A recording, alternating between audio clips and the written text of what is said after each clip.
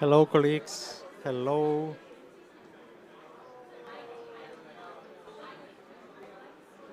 Let's start. Yeah, it's okay. Hello, colleagues. Thanks for coming. This is the second session of the GGA Day at the Water Pavilion, achieving the global goal on adaptation. Uh, this really flows well. We have had a morning session, afternoon session, where we've been very lucky to have representatives, experts from the different thematic areas of the global goal on adaptation, and we have had a panel moderated by our colleague Emily Bouchon from IISD, where we have requested our panelists to think about interlinkages between water and all the other thematic areas of the UAE framework for global climate resilience. Not only that, we have asked our panelists as well to reflect on interlinkages with the other Rio conventions, with biodiversity and desertification. Interesting things came out of that. Also some requests for negotiators, requests for governments, requests for the private sector on how to move forward with what is needed to implement the framework. In this second session, the afternoon session, what we want to do is to go one step further. We want to discuss here how is it going that we can do to catalyze action to convert something very high level as a COP framework into reality on the ground. So here we want to foster that thinking. And the way we have structured this session is going to be first with a panel discussion. We have 4 panelists that I will introduce in a second. And we will discuss what has happened since a year ago almost. We were lucky to have this new UAE global framework that brings water at the forefront of global climate resilience. Not only in one target, but actually in 2, because we have water represented in 2 distinct targets of the UAE framework, the target 9A and 9D on ecosystems. So we will review with a set of panelists what has happened since then, how is that a good opportunity to move forward. Then we have a set of 4 practical case studies where we want to land and put our feet on the ground to see actually what does it mean, these different elements that we have in the water-related elements of the UAE framework, how do they actually look on the ground? So we will see a set of initiatives from early warning systems, climate resilient water supply and sanitation, climate resilient transboundary water management, and ecosystems. And after that, we're going to try something new, which is an action lab. We are going to try to think all of us together and the colleagues watching this session online, and we will prompt you with a set of questions that aim at bridging global and local and bridging water and climate. So let's see with the idea of distilling ideas on how to catalyze action. But without further ado, we are going to start with the first segment of this session. And then I would like to invite panelist Sarah Tuis from GWP Global. Please come to stage. We have as well Farai Tunhuma from UNICEF headquarters, leading on water. We have Hanna Plotnikova from the UNECE, the Water Convention Secretariat. And we have Christina Rumbiatis, the Rio from UN Foundation. And look at the gender balance. I think we're doing well, eh? I mean, in a sector that predominantly we complain because it's very much man-driven, we managed to have a panel of 4 excellent leaders in this area. Again, for this panel, what we wanted to do is to reflect a little bit, since we got almost a year ago the UAE Global Framework, Climate Resilience Framework agreed and passed by consensus. We are going to ask our panelists from the point of view a little bit to take a stock, and how they see opportunities in their respective organizations or beyond. So it's kind of a general question, but the aim is to take a little bit of stock of what is happening, what is this framework, leading to.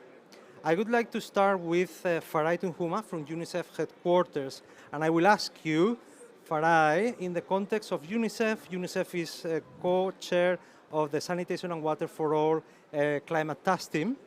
And I understand that you have made good use of the narrative of the target that calls for climate resilient water supply and sanitation. And please explain to us what you've done with that. So, Jose, at COP28, we actually had a closed-door meeting where UNICEF, together with 40 other SWA members, met with some online, and I think we were 15 institutions represented in the room. And from that point on, we committed to working on a definition for climate resilient water, sanitation, and hygiene services. We saw this as something that was urgent for the sector, as we needed to see a lot of alignment, but also a lot of coherence in terms of how we would describe water, sanitation, and hygiene, particularly in the context of the big achievements that we had through the UAE resilience framework that was approved.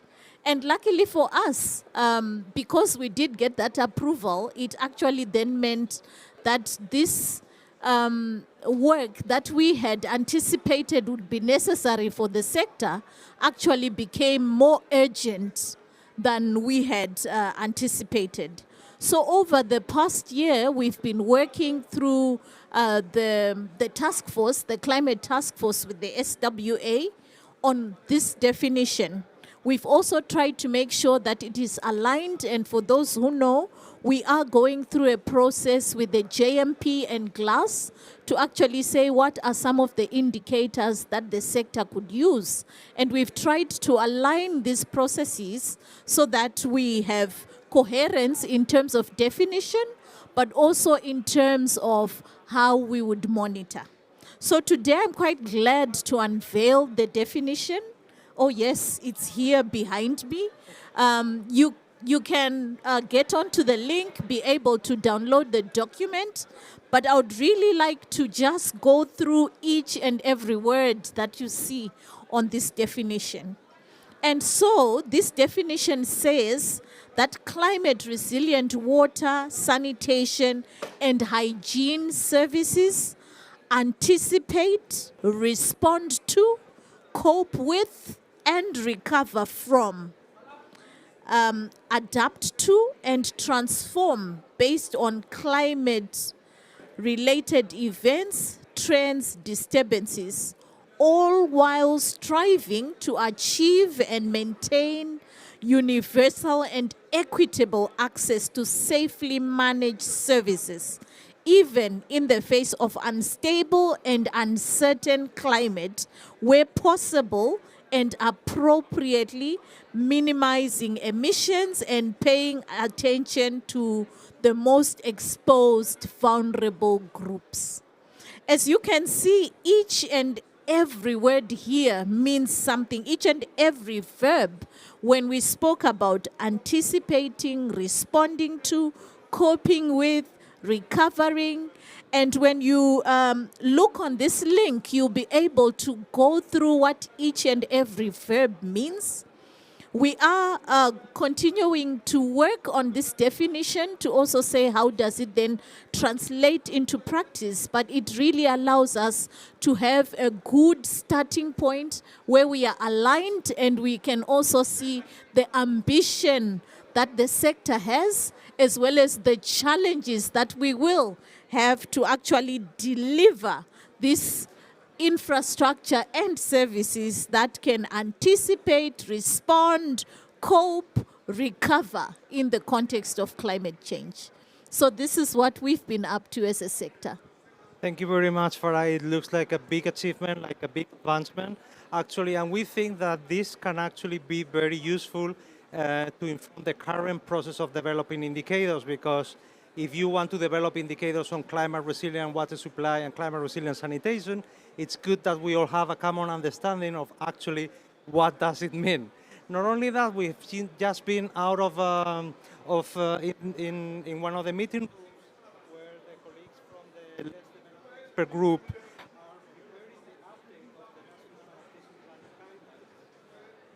Sorry, I'm doing it wrong. Thanks. So the colleagues from the LEC are leading on the revision of the National Adaptation Planning guidelines, and they have just told us, as we are releasing this today, that it's actually very useful to inform the current revision. So we may see, how this is really leading into tangible results. Congratulations, Farai. And then I will move now to Hannah. Hannah Plotnikova from UNEC, from the Secretariat of the Water Convention. Hannah, I know that you have also been taking a good look to the UAE framework, where transboundary issues are reflected in a standalone paragraph, right? That makes a good reference again to transboundary and cascading climate risk. Tell us, please, how UNEC then is building on that reference for some of the work that you've been doing this year. Thank you, Jose, and thanks to the organizers for inviting me to this panel. First of all, I would like to refer to the Water Convention, which provides a unique global and intergovernmental framework and platform for transboundary cooperation, including in climate change adaptation.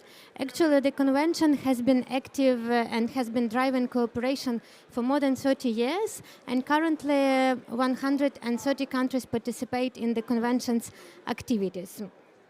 And actually, the convention helps countries to develop and implement transboundary agreements and to make them climate-proof.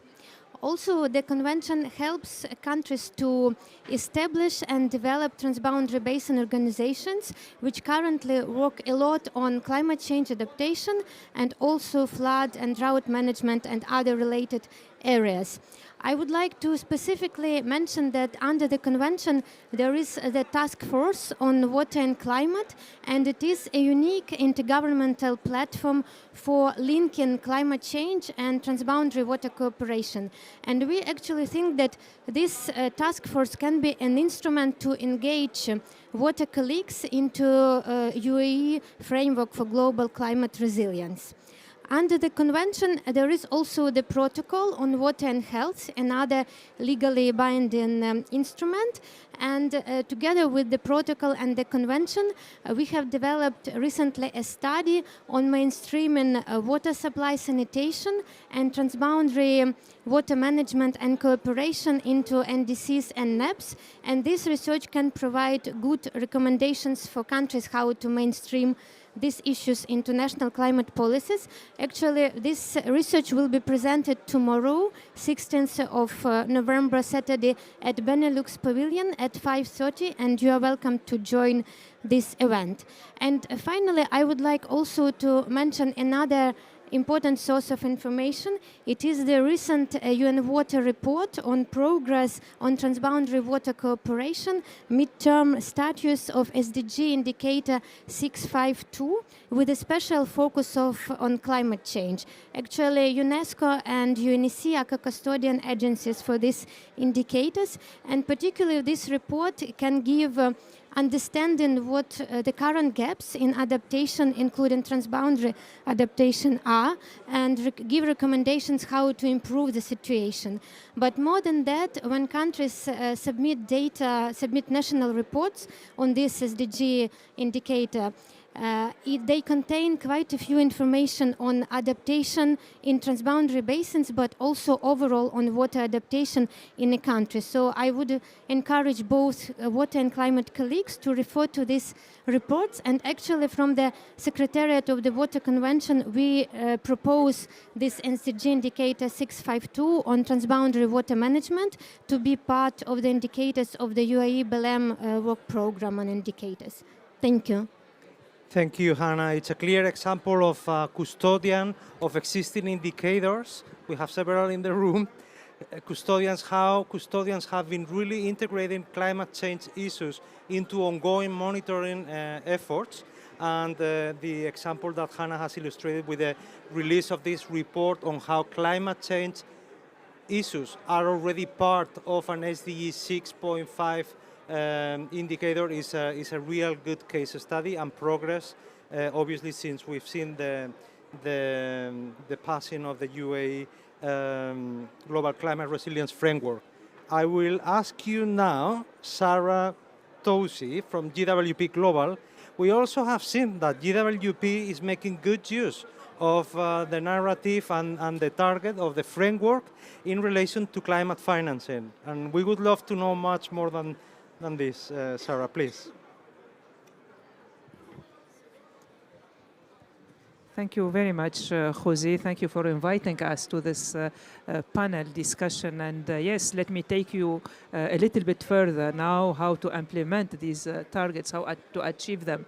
And indeed, one of the, let me say maybe two, finance, but also the enabling environment, how countries, now the GGAs now are the guiding the name, it's framework, so they should guide all the action of the countries on the ground in order to achieve their adaptation objectives. So from an institutional perspective, from a governance perspective, countries need to be ready. So what we are doing with GWP through accessing to finance, particularly in particular the Green Climate Finance Readiness Window, is to assist countries to get ready, first of all, from an institutional perspective, coordination perspective, to access to investment, and investment that will allow these countries to implement on-the-ground adaptation actions. And just to demonstrate how the GGI is an excellent framework, is that we were able to bring together 15 countries from the African countries under the political leadership of the African Union to develop a common multi-country program to help countries to achieve the GGAs. So it shows how this framework can build a common or build communalities between the actions that are taken by the countries. Of course, we discussed this morning that we are at global, these are global goals with local implementation, but this is a good demonstration that yes, different countries, different contexts that can come together, implement actions, everyone depending on the context, every country depending on the specificities, but the end goal is to reach the GGAs. And this is something that we are trying to also replicate with other countries. Actually, now we are going for phase 2 of this program because the African Union sees as also a success on how to help the countries to leverage funds where adaptation is very lagging behind in the water sector. So also not only in Africa, we are also replicating it in other countries all over the world. Again, it's what my final word is just to see the goals are a guiding objective for countries and they adjust it to their local specificities. And from there, we as GWP, we support them through readiness windows to access to funds to implement these goals. Thank you very much. Thank you, Sarah. This is such a clear example on how a global paragraph there in a global agreement is leading into tangible action on the ground. It has made it already to climate financing proposals, recognizing that it's still global, but it can be nationalized and the specificities of each country can be reflected. But it seems too that it's providing a good framework for countries to look at and get inspiration, get the climate rationale that they need to make climate financing proposals strong. Now, I'm dying to hear Cristina Rumbiatis is a senior advisor leading on adaptation. She's been working on the adaptation field for many years in different organizations, working now with the UN Foundation. So, Cristina Rumbiatis, Cristina, you have a real view of the adaptation. You've been one of the key stakeholders that has participated in the making of the framework. You have convened and moderated different of the workshops. You know well the climate stakeholders, and you know the sector, adaptation sector very well. So in your view, what is the difference now that we have such a framework? How do you think that this is actually an opportunity to drive action on adaptation? What is it in your view? What is that you're seeing that is changing? Yeah, thank you for that very gracious introduction, Jose. I was just reflecting on how much a difference a year makes. So about last year, in this very pavilion, albeit in its version in Dubai, um, we were having a session on the GGA when the first draft text dropped. And I was moderating that session, and we had Alvin Chandra from UNEP on his phone reading out loud that there were targets in the draft and that the first target was related to water. And it was so exciting for all of us. I think some of us even teared up on the panel. And it was because it was such a fight to get thematic targets into the framework. There were all sorts of reasons that were made for why we didn't need thematic targets, why it couldn't be done. I won't go into that narrative because that is in the past now. And it's really amazing the power of a new international framework. What that has done in the past year, it has really brought a flood of interest in the framework, in the process, in the UAE Belém work program. There's been thousands upon thousands of indicators that have been submitted by civil society organizations, UN organizations, parties, and others through a submissions portal. There's been hundreds of experts that have been nominated to be formally part of the UAE Belém workshop progress, and 78 experts that have now been selected from across the globe. And like I said, there's been thousands of indicators that have been proposed for this new framework. I think it's about 7,000 through submissions and about 5,000 through a review that the Adaptation Committee did of indicators and national adaptation plans, NDCs, and other country policy instruments. A lot of overlap. But what's interesting is this process has provided hooks for different interests to come on board with adaptation. And I think it's really important to remember that mainstreaming works both ways. So for years, we've been trying as an adaptation community to mainstream climate adaptation and resilience into water plans, into development plans, into agriculture and health, et cetera. And that has certainly gained some traction. But now what's happening is it's coming the other way. So now we have water experts coming and saying, hey, look, we're already collecting these indicators that are relevant to you. We now have a definition, whereas we didn't have one before. I mean, and I think in a way, this is a much more powerful way to achieve the mainstreaming that's really needed in the case of adaptation. So even though you see a proliferation of interests and a proliferation of people engaged and sort of interests that are there, I think that's a really good thing that's developed over the past year. Is it going to provide more money? Is it going to provide more accountability? Is it going to guide good practice? I think the examples from the other panelists are starting to show glimmers of potentially yes. There's still a lot of work to be done to really drive that accountability and understanding. But just one more, and guidance of good practice. I think there's a lot still to be done. But one thing that really kind of tickled me in reading a number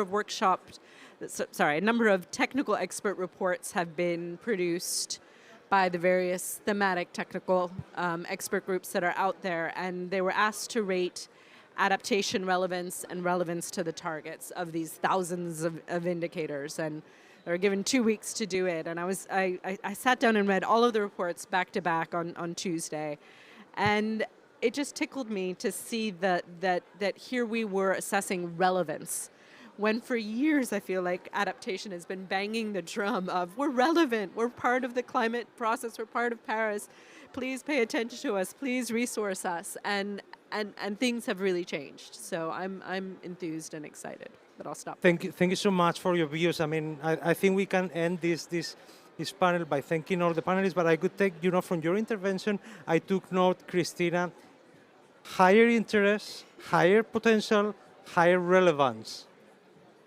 If we could summarize this. So this could be our contribution to taking a stock of the life of the framework over the last year. 1 year old framework with a lot of interest, bringing a lot of interest, raising a lot of potential, already catalyzing action as we've seen, and relevance to adaptation across different thematic areas. I would love to thank you, and please a big applause to our panelists. Thank you very much. Thank you all.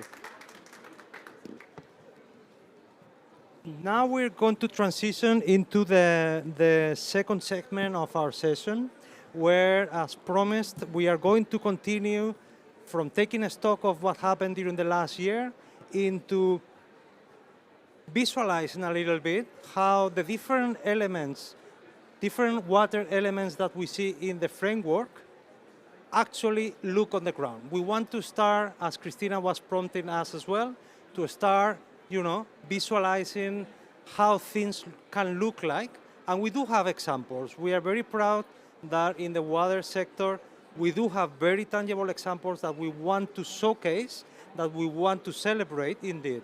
And to do that, we're going to start with a very important topic when it comes to water. And we know that 90% of water-related disasters have something to do with water.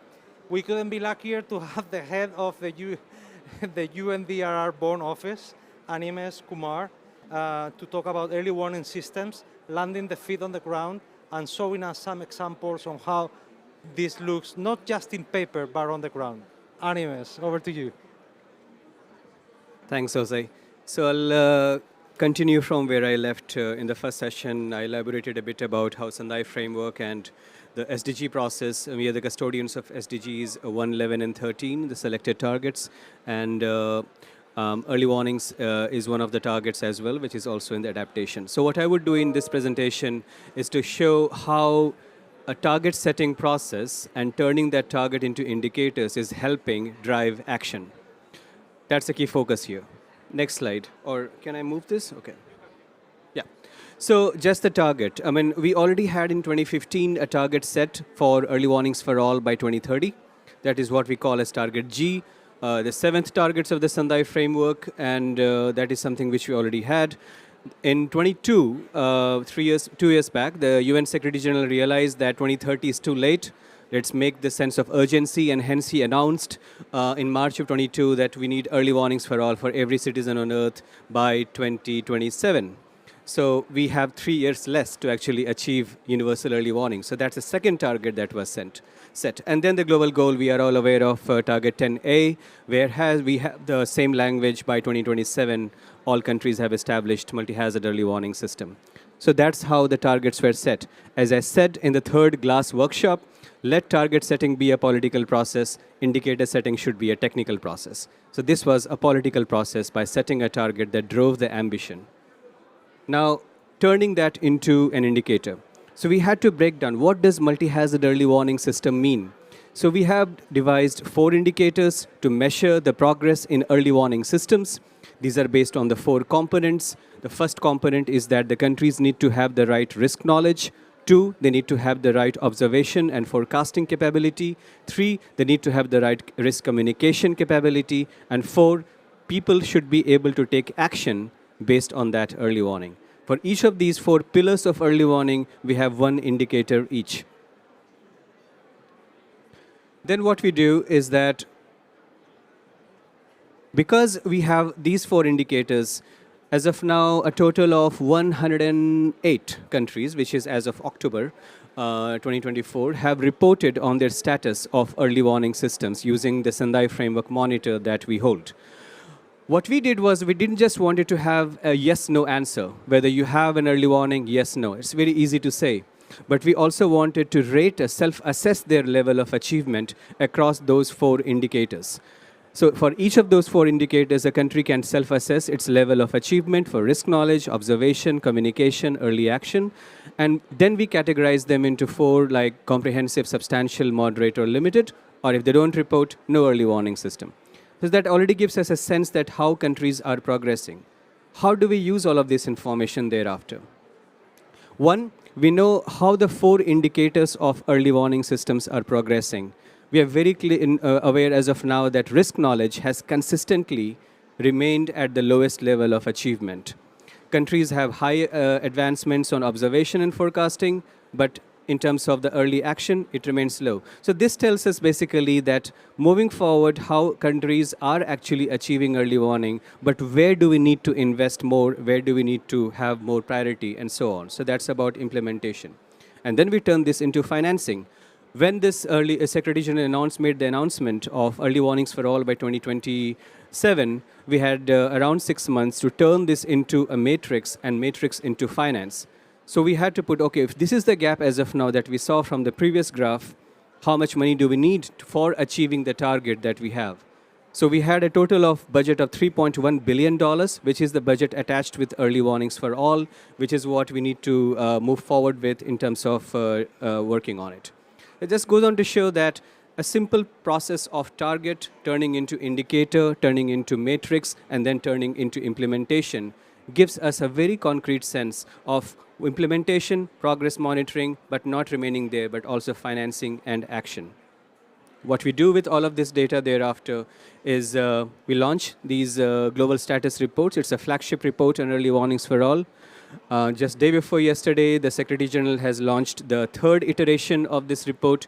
I'm very honored to be the lead author of this report for the 3rd time in a row, and we produce this report. And we also, what we are doing, because the data demand is increasing, there's a big data ecosystem behind this report, that there is a dashboard that we have established where all the data that is in the back end of this report is all in one place, so one can access. So the data ecosystem around early warning systems has also advanced. Thank you very much. Thank you, Animes. And certainly early warning systems is something that in my home country is right now very much on the news, as we mourn now the death of more than 200 people in Valencia, where my mother is from, and where a good early warning system, a functioning early system could have saved lives. So allow me just to make this little remark. We have now a presentation on climate resilient transboundary water management led by Beatriz Niakorema, that I don't know if is with us. We will switch. Yeah. We're going to have, instead for the moment, Farai, we will invite you to guide us through some good examples on how climate resilient water supply, sanitation, and hygiene looks on the ground. And I know that you have some good examples from the field. Over to you, Farai. Thank you very much, Jose. So we've just picked some quick examples from the climate resilient wash space. We want to show you the scale, but the impact. We talk a lot about climate being felt at a local level, and often through our investments in water, sanitation, and hygiene, that is where we see communities being able to adapt very quickly. So my first example is going to be from a town called Idlib in Syria. And in this town, we actually have, this town is about 60 kilometers from, from some of our, from Syria. And here we have about 225,000 people living as internally displaced people. And when you look at that number, that's the size of a big city. But these are people who are moving because of conflict, and in some cases, conflict that is actually driven by climate change. We already had in this town some existing infrastructure in the 1990s, where we had a dam that was built to recharge the groundwater, given that this place is very arid, and we also have a lot of heat and so on in that area, as well as erratic rainfall and sometimes even flooding. So using this dam, the idea was to recharge the groundwater so that we would have a resilient groundwater supply. But over time, with this community now being impacted by the movement of these internally displaced people, what then happened was we saw a contamination of this dam and consequently a contamination of groundwater. And as UNICEF, we worked over a period of 9 months with a small investment of about 4.5 million to actually build a wastewater treatment plant that would allow the groundwater to now be recharged by clean, safe water so that that water could be reused as and when needed.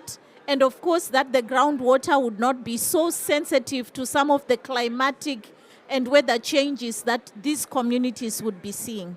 And now what we see is improved water quality for the households benefiting from the groundwater, but also improved water quality for the agricultural farming that is also happening downstream and benefiting from this water source. The next example is an example from India, where here we see local actions in an informal settlement and how they are leading to the resilience of a community that is living within a slum area. And here we've got about 12,000 people living in an informal settlement. And in terms of climate variability, like most informal settlements, they are living in an area which is low-lying, where flooding is the usual for them. And of course, with climate change, the extent of flooding is increasing more and more. And as we have been working with the communities, and this year is Water for Women who was doing this work, we have actually seen the community organizing themselves so that they are able to provide water supplies, but also sanitation. Because if they don't have pit emptying and so on, then your risks of diseases during the flood cycles are also increasing. So with participatory governance and working through these CSO institutions, we are able to see an enhancement of resilience from the communities to the climate impacts that they see.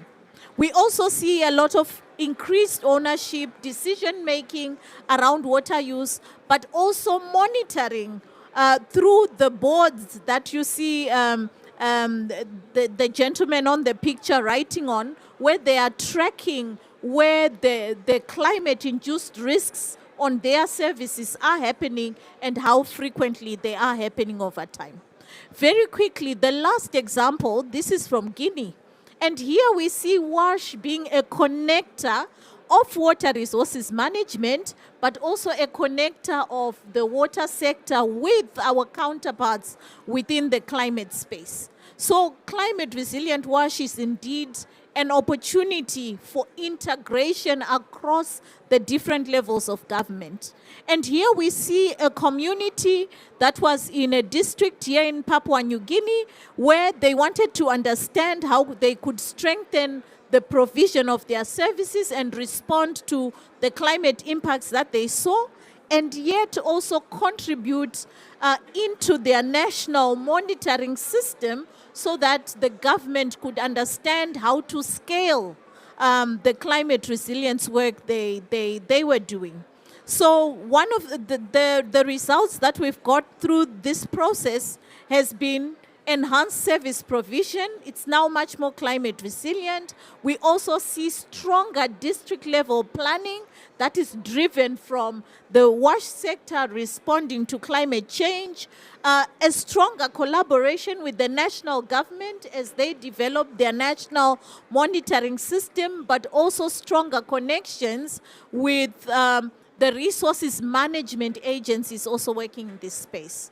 So just reflecting on these three examples, WASH can be very large scale, can be very small scale, but at the end of the day, you can see how how households at the lowest level benefit from the resilience and how that then is cascaded up to national and global systems. Thank you very much for that. And we normally say in the water community that water is a connector. Sometimes I think we may even abuse that. But what I like as well is that climate is a true connector of the water community. And here we have testimony. We have Farai leading the Water and Climate Program in UNICEF headquarters, presenting on behalf not only of UNICEF, but also the Water for Women Fund, and kudos to our colleague Alison Baker, who is watching online, but also WaterAid. So thanks very much for this generous exercise, Farai, and for illustrating on behalf of actually the water, sanitation, and hygiene sector, how climate resilience looks on the ground. So this is not all. We still have some more practical examples.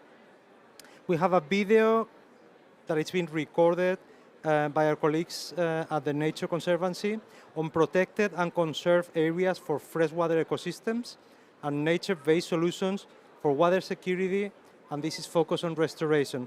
We have Kari Birgerstolz, Director of Water Security, Science and Innovation, that has recorded that video for us. Manuel, thank you. Hello, my name is Kari Vigastral, and I'm Director of Water Security, Science and Innovation at the Nature Conservancy. And I'm joining you today to share with you a concept that the Nature Conservancy has developed and scaled up called floodplains by design. So this started here in Washington, where I live and work in the Northwest US, where a coalition of partners created a grant program and a growing network of partners to advance a more holistic, deeply collaborative, and integrative approach to floodplain management to advance all of our interconnected interests. So it's really the result of seeing things not working in terms of floodplain management and the opportunity that's present by working in a different way.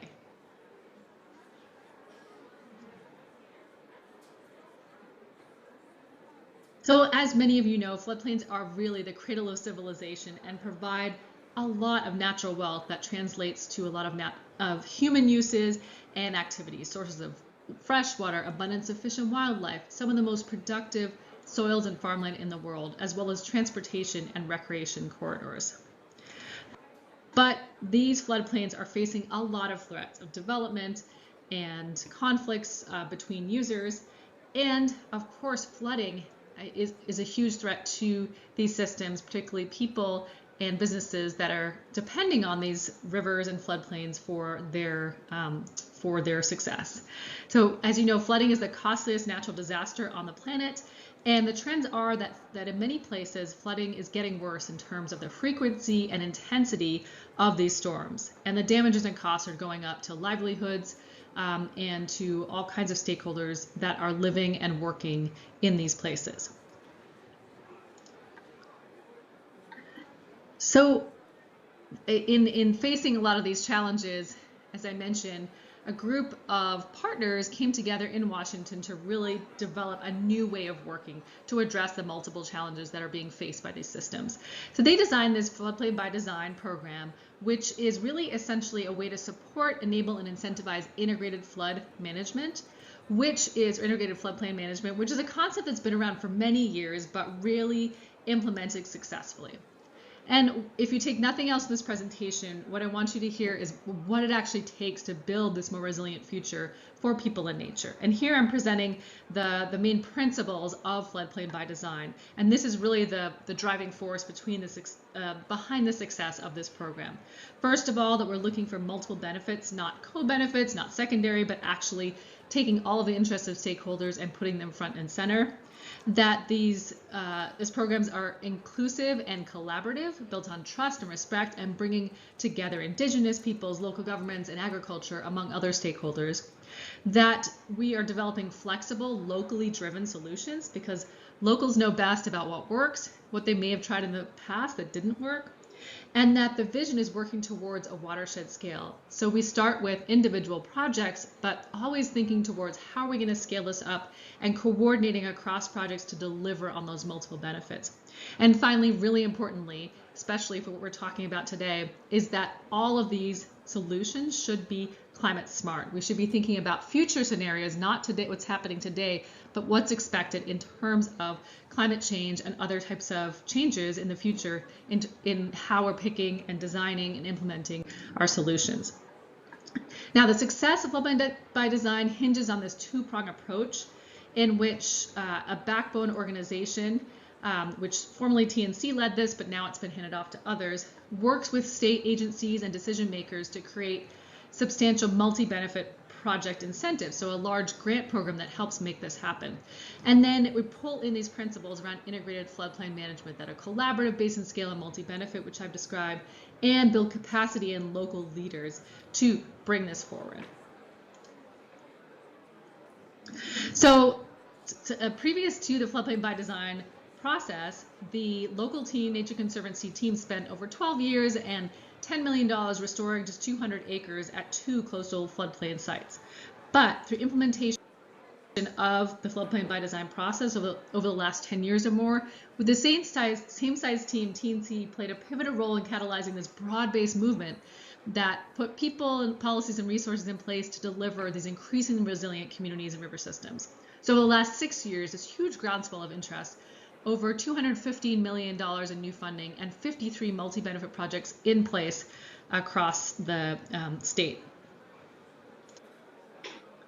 And you can see another viewpoint of the types of outcomes that these programs have produced, including jobs, protection of people and communities from flooding, and ecosystem benefits that the programs are driving towards. So coming back to this slide, because this is really important to show that this is the success of this is driven on the principles, not on focused on the specific solutions, because we want to make sure everything is focused on that collaboration and locally driven relevant solutions for these programs. And essentially this program is really to support, enable, and incentivize collaborative, integrated floodplain management. This is really what it takes to build this more resilient future for people and nature in floodplains, both in Washington state, but in many other places across the globe.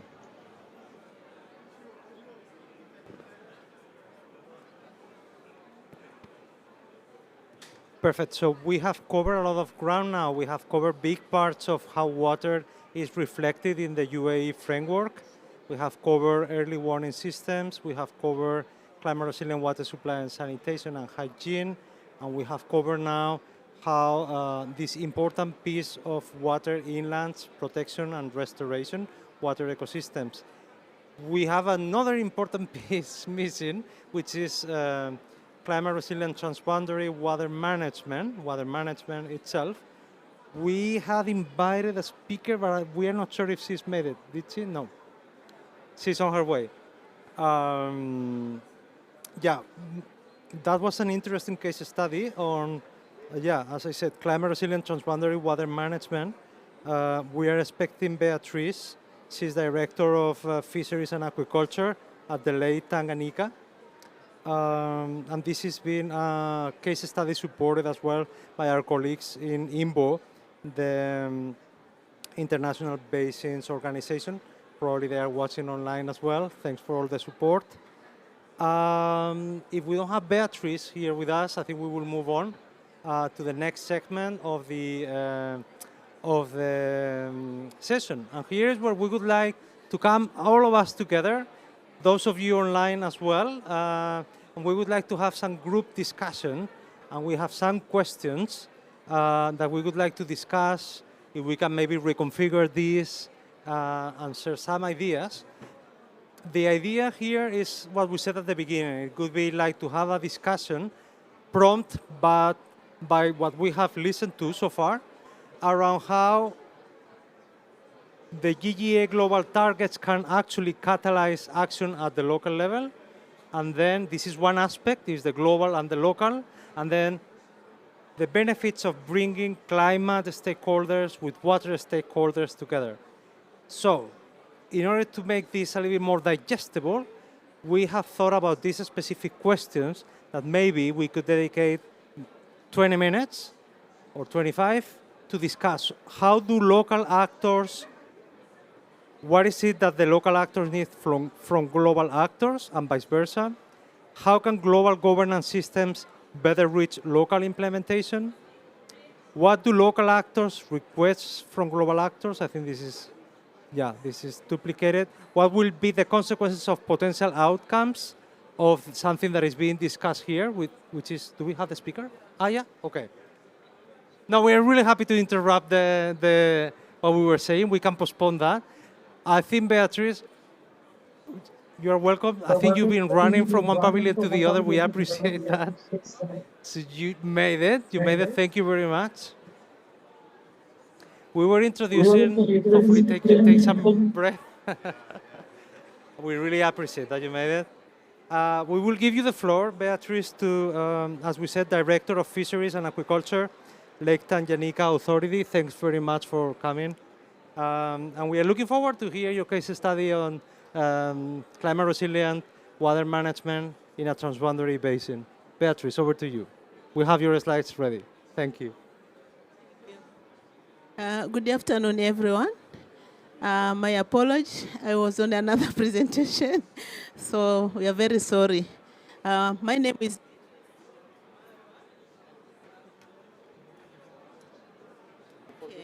Okay, thank you. So I'm a Regional Director of Fisheries and Aquaculture for Lake Tanganyika Authority Secretariat, managing the Lake Tanganyika, which is a transboundary lake, sharing with the 4 countries, that is Burundi, having a share of water surface of 8%.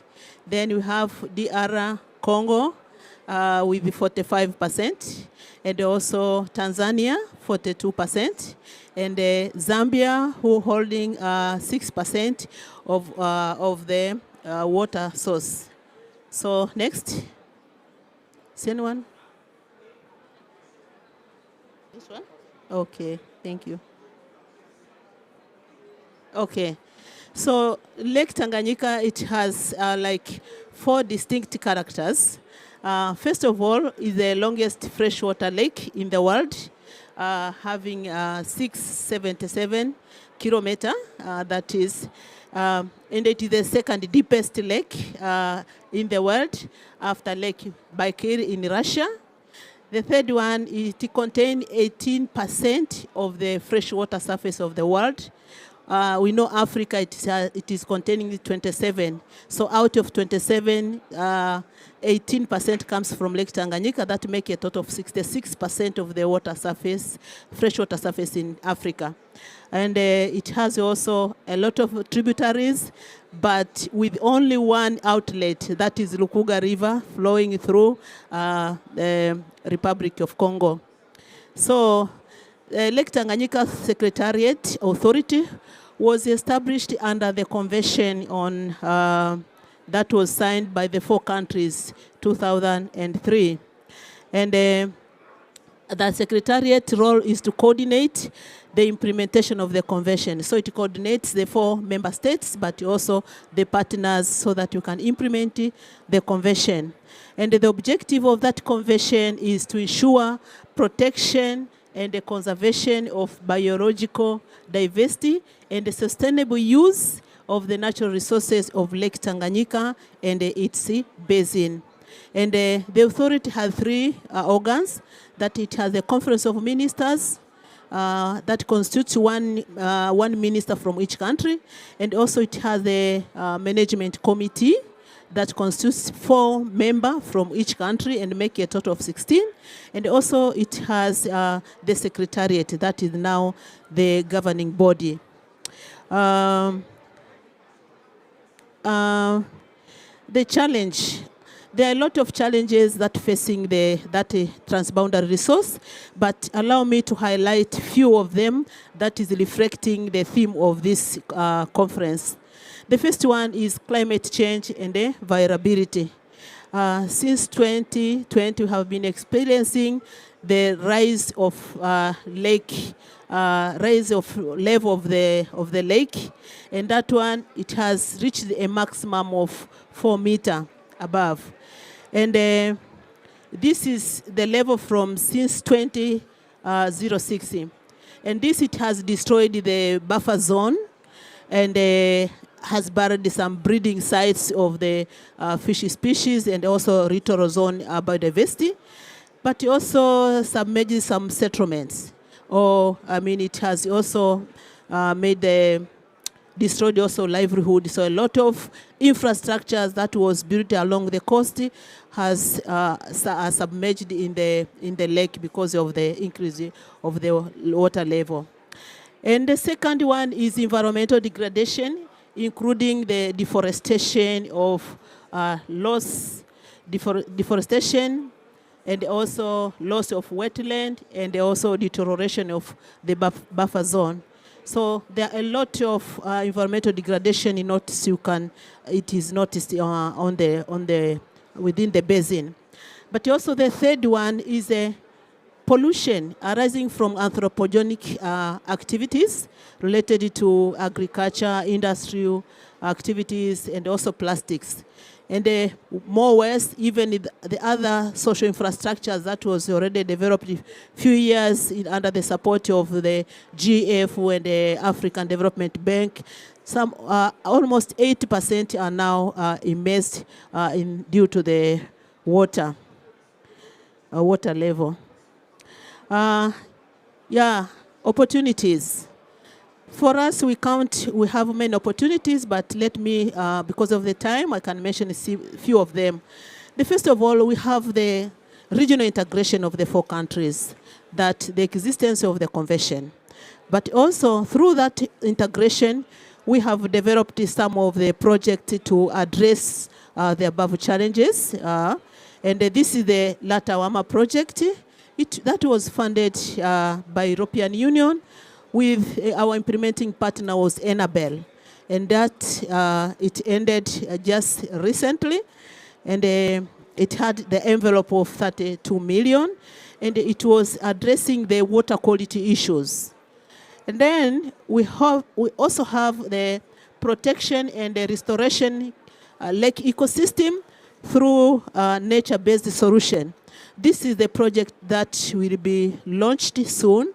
It is under the support from the GEF, and the implementing partners are UNEP and the UNOPS. And we'll initiate this project, which actually we're supposed to commence this year, but soon we have information that it will be commenced next year. And it has an envelope of 14.59 million euros.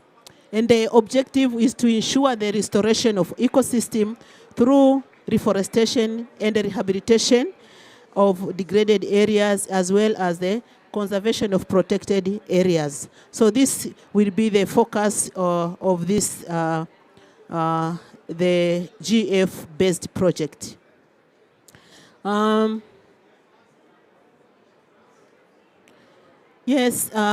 Perspectives. To raise the awareness and promote a common understanding of the concept inclusive circular economy for the protection of aquatic and the terrestrial ecosystem in the basin. Under the opportunities that we are having, we have also soon, European Union, under the follow-up of Latafima that is ended, we have the project that's called Takiwama, means Tanganyika and the Lake Kivu. This is a project is also being funded by the European Union. So, other opportunities, perspective now we need through that this project. The former one will be based under the Takiwama project through European Union, and the implementing partner is Enabel, to raise the awareness and promote common understanding so that communities can have circular economy for protection of aquatic and the terrestrial ecosystem in the basin. We are also finalization of the integrated development and adaptation to climate change project in Lake Tanganyika, along with the preparation of phase 2 of the regional project. And this is in collaboration with African Development Bank and also African Water Facility. Soon we had a mission from the African Water Facility for appraisal mission, and we are going to have funds that will facilitate the region to undergo the intensive feasibility studies and the other series of studies to see how can we restore the infrastructures how can we restore the buffer zone or increase the buffer zone as precaution measures for the climate change issues. So there will be several studies being prepared to address the significant rise in the waters of Lake Tanganyika, and it was recommended by the extraordinary. Recently, last month, we had the extraordinary meeting of the Conference of Ministers, and the technical people from the 4 countries, and also experts from GF, from Enabel, from African Development Bank. We came together, we discussed, and collected some data, and then from this one, there was a recommendation, and some of the recommendation are studies to be conducted so that to get the reality of the situation and how can it be addressed for the future sustainability of the Lake Tanganyika fishery, Lake Tanganyika water resources. Thank you very much for your attention. Thank you. It is thank you, Beatrice and colleagues in the land, in the Lake Tanganyika Authority. Thank you very much for making it. We know that you were presenting at a different pavilion, and we really appreciate the effort. We also appreciate the effort by our colleague Ambre and the International Basin Organization, who has been also supporting this presentation. Thank you very much. And actually, it transpasses climate resilient transboundary water management. You've been talking as well about climate resilient sanitation, so you are actually helping us linking the dots. So as we have seen, now it's a little bit of a participatory exercise that Tobe and I, we were discussing how to simplify, to make it animated, and also you are tired, it's a long day, but we just wanted to see if you could spend 10 more minutes with us, and with the guiding questions that we have here, we have some post-its that we are happy to give you. You can have a couple of minutes to think about these questions. Again, it's breaking these silos of global and local, it's bridging climate and water, and then based on these questions, if you have some ideas, what we thought it could be funny and interesting at the same time is that you could write some of your thinking and you could post it actually against the screen close to the question that you think that you would like to provide some inputs. So here we have some pencils and we have some post-its. We could give you a couple of minutes and we just ask you to 5 more minutes of your brain to see if you would like to provide some inputs. Okay? We can give you one, two, Farai. You as well. And there, come on, don't be shy. Yeah. Aditi, you will give us, thank you. Thank you. No, yeah, exactly. Or we can see with some more. We thought it would be easier if individual, but I'm so happy. And then we can post it there.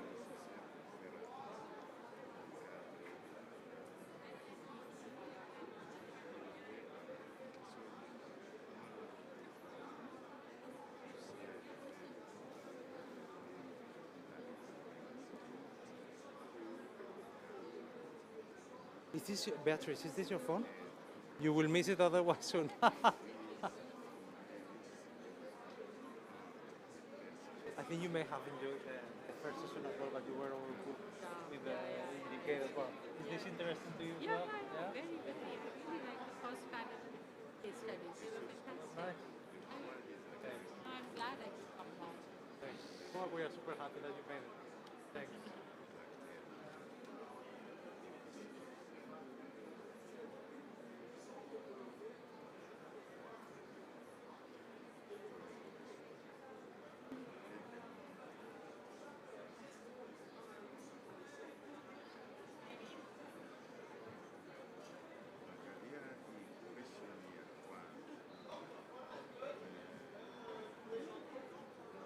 You need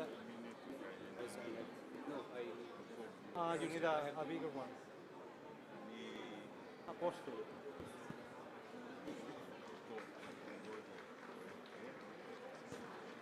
I also forgot to say that our colleague Alison is online. I don't know if there is enough. Not enough. Okay. We will just do here.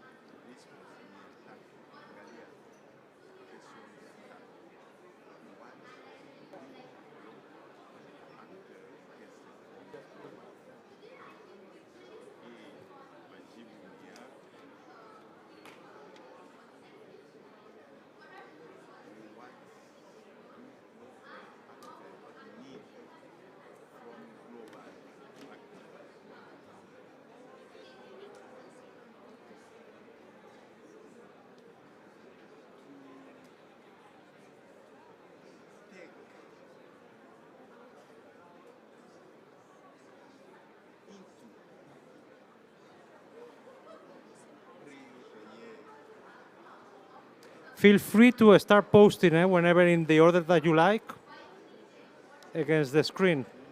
We promise we will clean the screen after. Yes.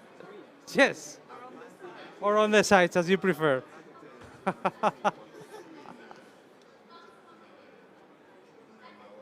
Let me give it a try. Let me see what happens with when we post one.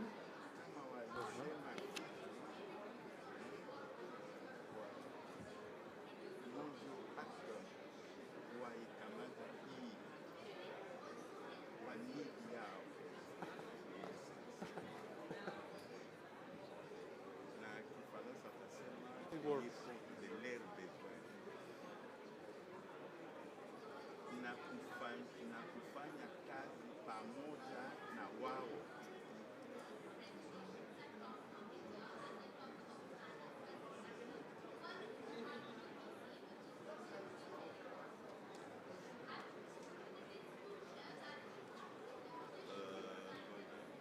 Thanks, Christina, for breaking the ice.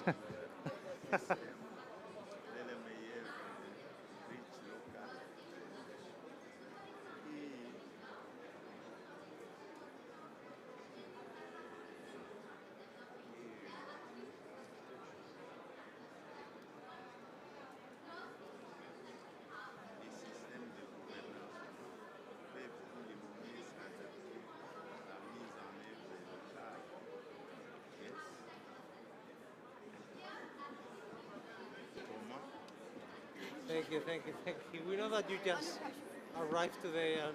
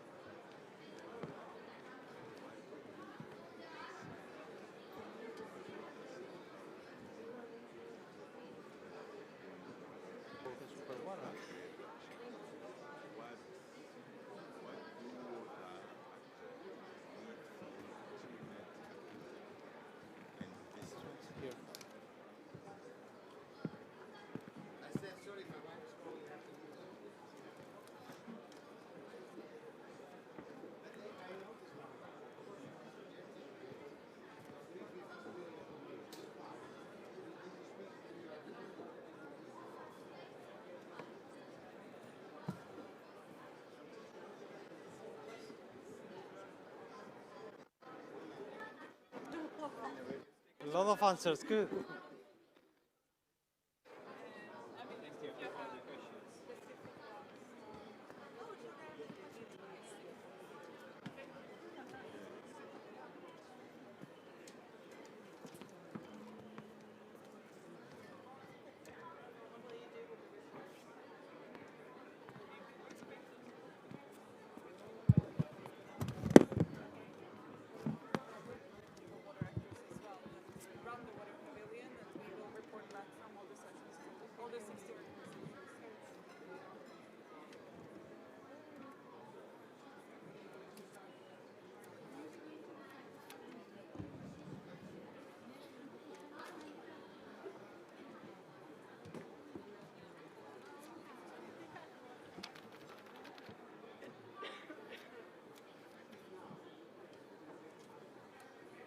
Of course.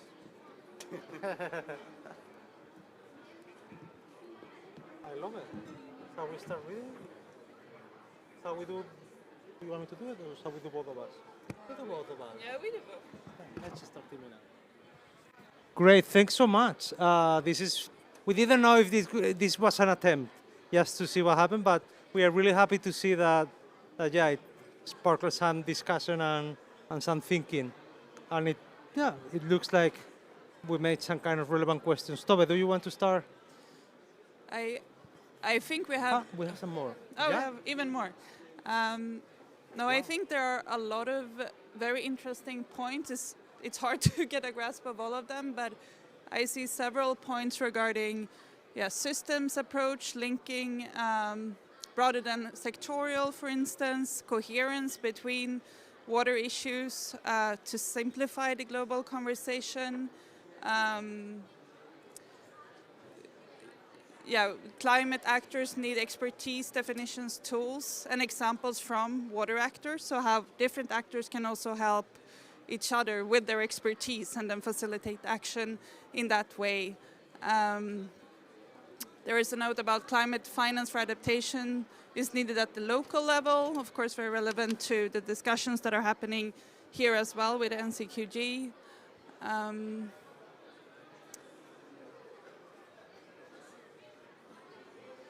I don't know, Jose, if you have any points there? Yeah, interesting points here as well in terms of water actors need to be included in climate spaces, negotiations, studies. And then water actors need to bring climate actors in their spaces as well. So this is both ways.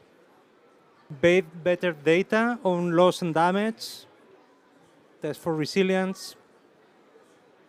In terms of the NCQG, which is the biggest discussion at this COP, implications of the NCQG, very important that the NCQG also discusses sectoral funding, water, agriculture, etc. So it's a request for linking the NCQG, a goal for adaptation and linking to the UAE framework. The NCQG to have clear elements of adaptation, GGA targets to link to water, indicators that match the level of ambition of the targets.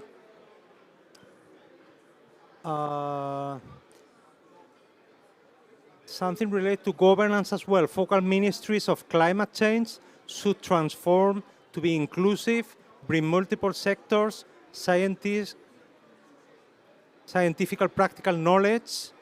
Global actors should provide funds, knowledge. Local knowledge should be included in scientific studies. Yeah, I think there is quite a lot on governance on this side as well. Here is one that says role of governance to bridge international and local levels, especially regarding finance and governance. A point about global governance, I think leading to local implementation. Also note about that global actors need to know the implementation bottlenecks that exist. I think this is also something that we are trying to do here in this session. We have some more thinking here. Yeah. Through global conventions that can be ratified by national actors. Global actors that can provide scientific knowledge, again, there is a lot about that. It's difficult to cluster Yeah, we But will yeah, a for lot of sure take a thinking. picture of this, so we will take a report it picture back and we will also report back. Yeah. to all the, because as I'm sure you know, the Water Pavilion is a collective of, I think, plus 60 organizations that are all listed there on the wall. And Jose and I will report this back to all the all the organizations that are part of the Water Pavilion. So we will bring what you have written here to our partners and beyond just this session. So it's worth something that what you have put down. Exactly. No, let's reinforce that aspect because this is going to make it to our reporting back to the whole set of partners at the pavilion because we've been requested as a conclusion of our discussions at the pavilion today, what will be the step forward for the pavilion and how can we as Water Pavilion continue mobilizing action towards COP30. So thank you very much for your contributions. Tove and I we would like to use the next couple of minutes to close the day, the discussions, and maybe we can sit down, Tove, and do a quick wrap up. We need our notes, maybe. Yeah. We just wanted to make a very quick summary of the day. Tove has been leading on a very interesting first session. Tove, you can tell us a little bit about what happened there. Yeah, so in the first session this morning, and maybe some of you were there as well, we spoke about the interlinkages between the different targets in the UAE framework for global climate resilience, and also the interlinkage with the other Rio conventions, so the desertification COP and the biodiversity COP. And a few of the kind of takeaways, because we had a panel then with experts from all these different thematic areas and other areas as well. And I think there were a lot of different things highlighted. But just a few points that I think was interesting. One of them was about there is a lot already that we can pull from existing SDG indicators, and that we also need to be pragmatic in some cases, because a lot of the indicators, for instance, regarding water, health, and poverty are also resilience indicators. So they are very important fundaments to also build on when we do adaptation. I think another important aspect was also that we need to assess the entire water cycle and the different uses of water and speak about the trade-offs as well, and make the priority between the different uses and see how we can work with that. I think another point that came out was also that we need to be for us to be successful, we need to also make indicators that we know have a ready data readiness, and we need to have methodologies that we know work, digital standards to make sure that we know what we're measuring, and yeah, there's a lot of other things as well. But I think another thing that was very beautifully put by Pani, the representation from the desertification COP, was that water is the blue thread across all the different conventions. And I think she also brought up example of how they are working with this in the action agenda for that COP. And Tristan, that represented the biodiversity COP, also spoke about the action plan that they launched now in Cali just 10 days back about ecosystems and health that also has water in it. So it's a lot of work already happening across the conventions as well to link water to all of them. Thanks, Tove. And then now you've been present in this second session. I think, well, you've seen what has happened. We have taken a stock of 1 year of the framework. We have seen how it's catalyzing action. Things are happening. We saw testimonies on how different organizations are really taking the opportunity of this new framework to elevate the interest, to raise a potential for adaptation, and to increase the relevance as well. I think that's a beautiful take. And I would like to say as well that over the two sessions, we have also seen how, and we know that the water community is a complex community. There are many different bits and pieces of this community. What we've seen today is that it is possible to be inclusive. Being inclusive in the water community is possible. We see that the interlinkages bring us together. We cannot think about early warning systems without thinking about transboundary issues, without thinking about water management, climate resilient water supply and sanitation, and the ecosystems. There is no way forward for us as a community if it's not in an inclusive manner. The targets of the UAE framework that refer to water give testimony of it as well. It is possible to have inclusiveness in our community, and what we have done throughout today as well is not only celebrate that we can come together as a water community, but we are also willing to link up to health, to food, to infrastructure, further with the ecosystems, all the thematic areas. We see ourselves as a connector, and we see climate as a connector for us. And I think this is a little bit what we see as a way forward. Let's continue in an integrated and inclusive manner. Let's push for initiatives that are integrated, integrative, and inclusive, because we need all of us together to succeed. Yeah. Just to finish, thank you everyone that are participated here today, and also thanks to our partners that have helped us. I mean, just Jose and I here on stage now, but there has been a group that has done this, and we're really thankful to everyone that has contributed to realizing this session. So, thank you.